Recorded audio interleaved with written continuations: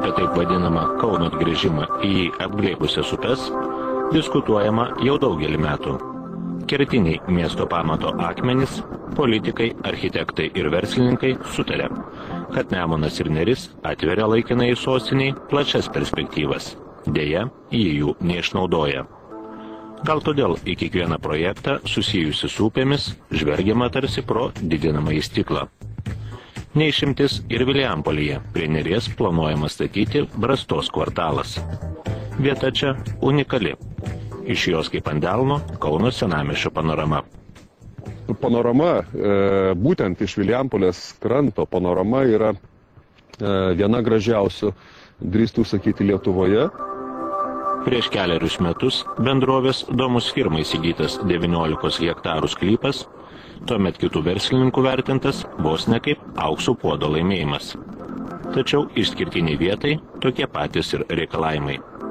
Architektas Audrys Karalius, kažkada pats siūlęs šį plotą pritaikyti visuomeniniams poreikiams, dabar baiminasi, kad verslininkų pelno siekimas neužgožtų miestiečių interesų. Priešais senamiestį, priešais Kauno pilį, tokioje miesto centro teritorijoje yra civilizuotų miestų logika vystyti tokį bendramiestinę reiškia teritoriją su visuomeniniais centrais, su viešaisiais ir taip toliau. Tai tame projekte šito nebuvo. Buvo siūloma apie 10 000 gyvenamasis rajonas, tokie savotiški šilainiai ant upės kranto. Brastos kvartalo vystytojai tikina tikrai neketinantis Neries pakrantės užstatyti sovietmetį primenančiomis dėžutėmis, kurios pražudytų šios vietos unikalumą. Mes nuo pat pradžių matėme viziją mišrios paskirties objektų. Tai ir visuomeniniai galbūt, ir komerciniai, ir gyvenamieji objektai. Tai be jokios abejonės tai nebus vien šilainiai, tai nebus miegamasis rajonas. Šio projekto autorius, vienas garsiausių ir populiariausių Kauno architektų Algimantas Kančas, ne žodžiais, o darbais gali nuraminti vis dar konkuruojančias aistras. Jo studijos parengtame projekte jau sudėti visi taškai ant I. Jeigu nuo čia yra 3, 4, 5, 6, 7 aukštai, čia 7, 8 ir čia yra kaip akcentas 12 aukštų.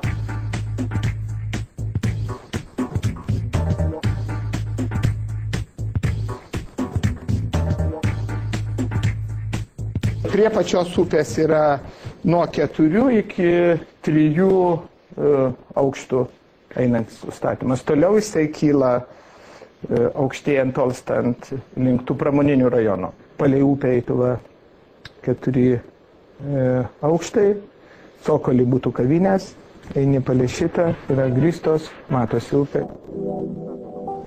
Tačiau nepatiklumas tikriausiai įgimtas lietuvių bruožas. Nesinorėtų jokių tokių, kaip čia pasakius, prasčiokiškų, reiškia, išsišokimų, o adekvataus, solidaus urbanistinio mąstymo. Mes tikrai keliame labai aukštus reikalavimus estetikai ir funkcionalumui, taip kad mes suprantame, kokią mes teritoriją turime. Kol šalies ekonomika merdi, įgyvendinti Brastos kvartalo projektą sekasi sunkiai. Tačiau verslininkai tikisi, kad jau šiais metais prasidės pirmieji statybos darbai. Jeigu nesutrukdys kokios nors nenumatytos kliūtis. Kaip kad jau nutiko su krantinės formavimo darbams nupirktų gruntu. Jį uždengus gelžbetonio plokštėmis, kilo abejonių, ar tik taip pigiausiomis ir primityviausiomis priemonėmis neformuojama kraštovaizdį darkanti krantinė.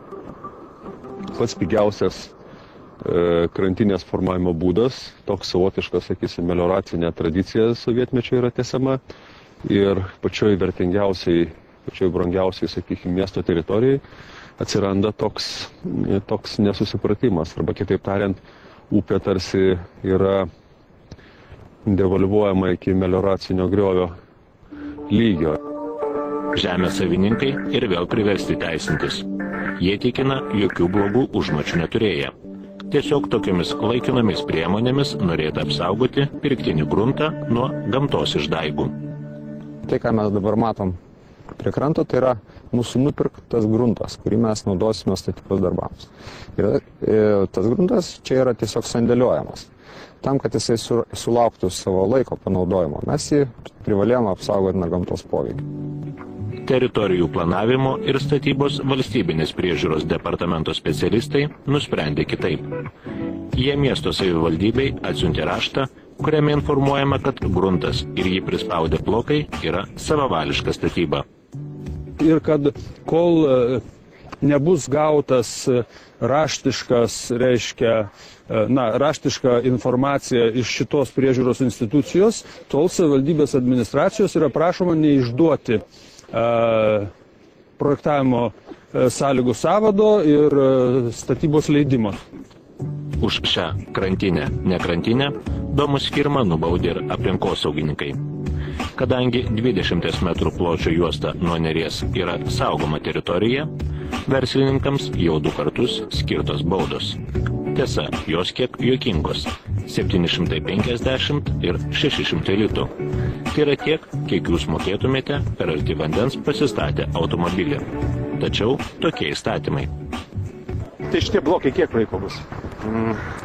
Aš jums dabar negaliu duoti garbės žodžio, kad pavasario gale jų čia nebus. Tačiau, kai prasidės statybos, bus tas gruntas naudojamas pagal savo paskirtį. Mes ir numatėm ir tie blokai dings. Tai privalės būti išardyta, nes projektas patvirtintas ir ta koncepcija yra visai kitokia. Pagal ją 120 metrų ilgio krantinė neturėtų savo lygių Lietuvoje. Matom žalias su parkais, su žaidimo aikštelėm. Ta dalis pereina prie su krantinėm įeinančiom į upę, su terasom. Numatyta laivų prieplauka. Bet yra vienas bet. Tokios krantinės patys investuotojai nepastatys. Reikės ir miesto pagalbos. O jeigu ne? Tai bus nebetonuota, tada ims tas plokštės ir bus toks nesutvarkytas krantas, kaip yra palei visas upes. Audrys Karalius ragina nekartoti klaidų, kurios anot jo buvo padarytos dar Lietuvos didžiosios kunigaikštystės laikais. Būtų Vytautas Didysis Juodojoje jūroje ne žirgus girdęs, o bures skleidęs, būtume dabar ne raitelių, o jūreivių palikuonis. Kaip matome iš istorijos, iškilo tos tautos, kurios plaukė, ne tos, kurios jojo. Tai manau, kad Kaunas turėdamas tokią, kaip sakyt, auksinį bilietą savo rankose turėtų elgtis šiek tiek išmintingiau ir šiek tiek rūpestingiau.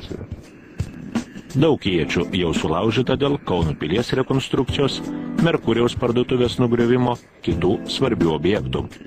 Ir tai gerai, nes rūpinimasis ne tik savo kiemo, bet ir viso miesto išvaizda, brandžios ar bent jau brestančios visuomenės požymis.